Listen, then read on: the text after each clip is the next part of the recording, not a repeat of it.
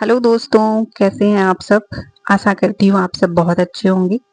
दोस्तों, जो यूपीएचएससी का पेपर हुआ था, जो कि रद्द हो गया है, उसका री एग्जाम होने वाला है अप्रैल में, 18 अप्रैल को। तो उन सब के जो जीएस का जो फर्स्ट पेपर होता है, जिसमें 30 प्रश्न आते हैं, उसका जो 17 तारीख को जो सेकेंड शिफ्ट में पेपर हुआ था, आज मैं क्विक रिवीजन उसका करवा रही हूँ कि उसमें जल्दी जल्दी कि कौन कौन से प्रश्न आए थे वो देख लेते हैं हम लोग, तो आइडिया लगेगा, एक रिवीजन टाइप का हो जाएगा। बाकी तैयारी तो आशा करती हूँ आप सबकी हो ही गई होगी।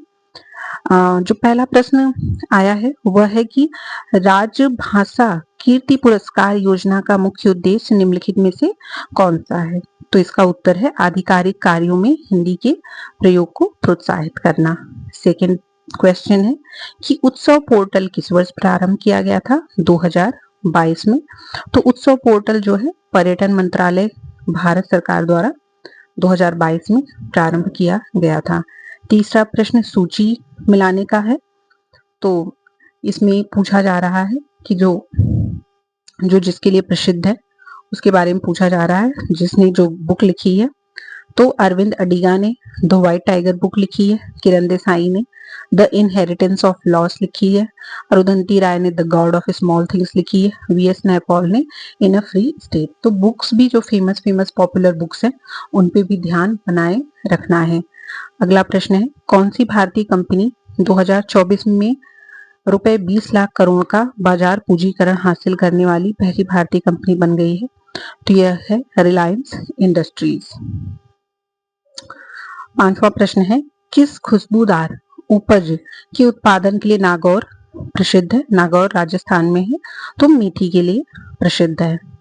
अगला प्रश्न ये साइंस एंड टेक्नोलॉजी से जुड़ा हुआ है कि भारत का पहला पुनः प्रयोज्य हाइब्रिड रॉकेट रूमी 1 प्रक्षेपित किया गया है। तो इसका डेट पूछा जा रहा है कि कब प्रक्षेपित किया गया है, तो 24 अगस्त 2024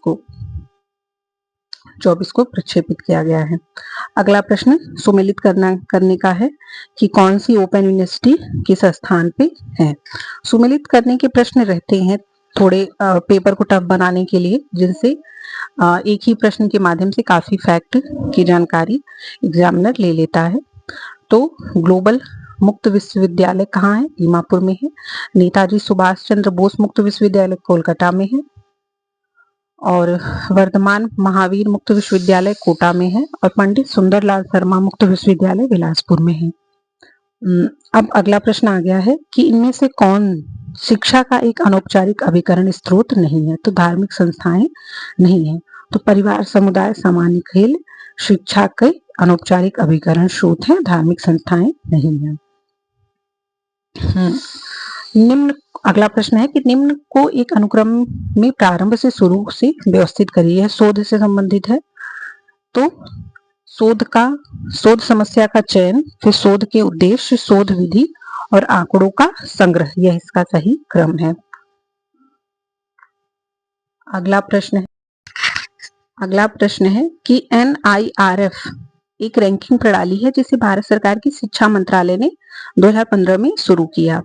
तो NRFI का उद्देश्य विभिन्न मापदंडों के आधार पर भारत भर में उच्च शिक्षा संस्थानों का निष्पक्ष और पारदर्शी मूल्यांकन करना है। इसमें दोनों ए और आर दोनों सही हैं।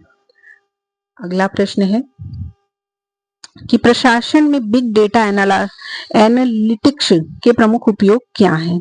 तो इसके उपयोग हैं बीमारियों के प्रसार पर नजर रखना, बीमारियों के प्रसार पर नजर रखना, चुनाव परिणामों की भविष्यवाणी करना, और साइबर सुरक्षा बढ़ाना, संसाधनों का आवंटन और सार्वजनिक सेवाओं की आपूर्ति करना, परिवहन, शिक्षा और स्मार्ट सिटीज आदि द्वारा।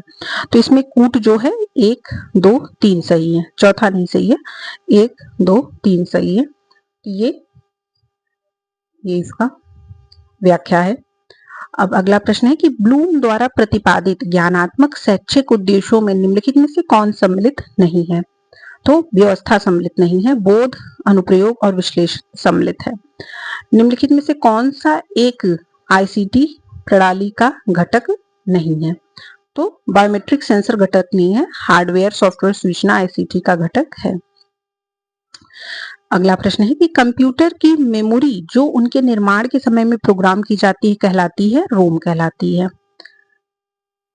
निम्नलिखित में से कौन एक कृत्रिम बुद्धिमत्ता उपकरण नहीं है? तो जेमिनी, क्लाउड, चैट जीपीटी, ये सब एआई उपकरण है और गूगल प्ले स्टोर इसका हिस्सा नहीं है। गूगल प्ले स्टोर से डाउनलोड किया जाता है। जेमिनी, क्लाउड, चैट जीपीटी ये सब है। अभी क्लाउड का कुछ ईरान युद्ध में कुछ प्रयोग हुआ है क्लाउड का, तो ये सब है। निम्नलिखित में से कौन एक मृदा प्रदूषण का कारण है? निम्नलिखित में से कौन सा एक मृदा प्रदूषण का कारण है? तो एसिड वर्षा मृदा प्रदूषण का कारण है। फिर अगला प्रश्न है लिम्बिक तंत्र भाग है तंत्रिका तंत्र का। लिम्बिक तंत्र किसका भाग है? तंत्रिका तंत्र का। फिर निम्नलिखित में से कौन भारत में 31 दिसंबर 2024 तक रामसर स्थल रहा है? तो इसका उत्तर जो है आयोग ने सी माना है, जिसमें कि 1, 2, 3 और IV मतलब सब है इसमें, पर इनके व्याख्या के अनुसार है कि रामगढ़ झील रामसर स्थल नहीं है। जून 2025 तक भारत में 91 रामसर स्थल है। रामसर स्थल महत्वपूर्ण टॉपिक है, इसको ध्यान से पढ़ लेना है कि कौन सा लेटेस्ट रामसर स्थल है, कौन सबसे पहले बना है।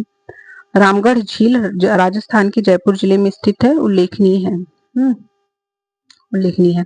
अब बैरन द्वीप स्थित है। बैरन द्वीप स्थित है अंडमान निकोबार में। बैरन द्वीप स्थित है। अब 20वां प्रश्न है शक्य सागर कहाँ स्थित है? ये सुमेलित करने को है। आर्द्रभूमि, वेटलैंड्स स्थल भी महत्वपूर्ण है। वेट दिख रहा है आप लोग को? हाँ, अब सेट हुआ है, सॉरी पहले मैंने ध्यान नहीं दिया था।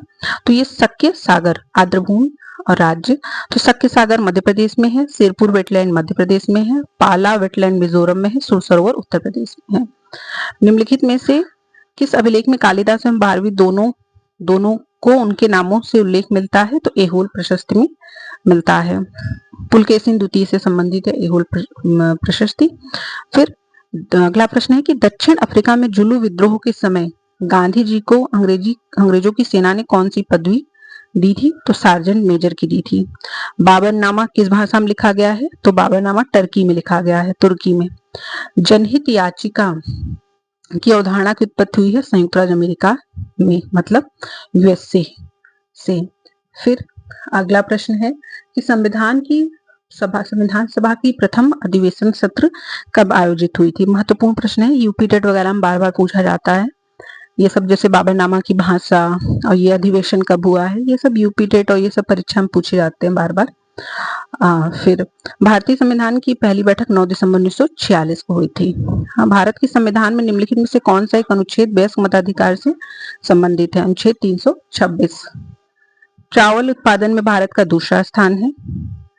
फिर PLI स्कीम किस एक क्षेत्र से संबंधित नहीं है? उपरोक्त में से कोई नहीं। तो PI स्कीम 2020 शुरू की गई थी। प्रारंभ में 3 उद्योग थे, मोबाइल एवं संबंध घटक विनिर्माण, विद्युत घटक निर्माण, चिकित्सा उपकरण। अभी वर्तमान 14 क्षेत्रों को इसमें शामिल किया गया, जिसमें ऑटोमोबाइल उद्योग सम्मिलित है। फिर भारत में स्वतंत्रता के पश्चात भूमि सुधार को लागू करने का प्राथमिक उद्देश्य था भूमिहीन किसानों को भूमि का पुनर्वितरण करना। तो भारतीय संविधान के अनुच्छेद 38 और 39 भूमि सुधारों को प्रेरित करते हैं। तो ये क्विक रिवीजन टाइप का था, बहुत ही कम समय में मैंने इसको करने की कोशिश की है।